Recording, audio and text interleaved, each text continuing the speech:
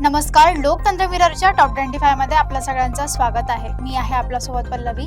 तर चला एक नजर टाकूया आजच्या ठळक बातम्यांवर.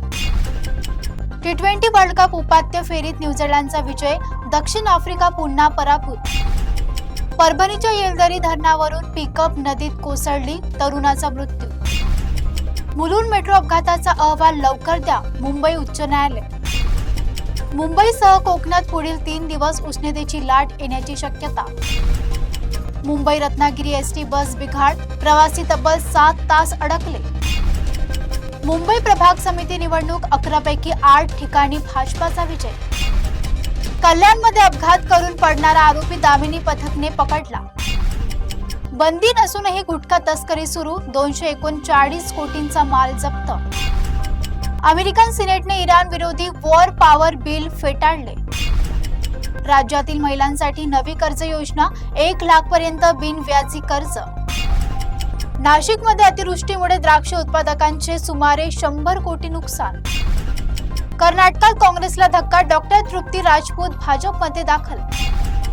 भंडारा जिल्ह्यात बदनामीच्या भीतीने तरुणीने टोकाचे पाऊल उचलले.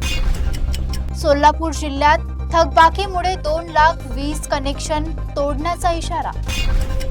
उजनी धरणात 97 TMC पाणी साठा, शेतकऱ्यांना दिलासा.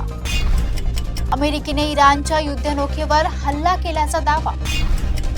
नंदुरबारमध्ये 21 दिवसांपासून बेपत्ता तरुणीचा मृतदेह सापडला. मेळघाट संघर्ष यात्रेत बच्चू कडूसह हजारो कार्यकर्त्यांचा घेराव. पुणे जिल्ह्यात मोबाईल ॲपद्वारे गर्भलिंग निदान रॅकेट उघड. पुण्यात प्रेम प्रस्ताव नाकारल्याने विकृत कृत्य, तरुण अटकेत.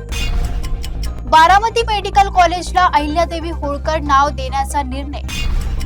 अहमदनगरमध्ये सागर मोहोळकरवर गोळीबार, कार्यवाहीची मागणी. रायगडचे 20 नागरिक सौदी, दुबई आणि कुवेतमध्ये अडकले. सिंधुदुर्गमध्ये कार अपघात, 4 वर्षाच्या मुलीचा मृत्यू. महाराष्ट्रात ऊर्जा क्षेत्रात 4.17 लाख कोटीची गुंतवणूक होणार. सध्या इतकंच. बघत रहा लोकतंत्र मिरर.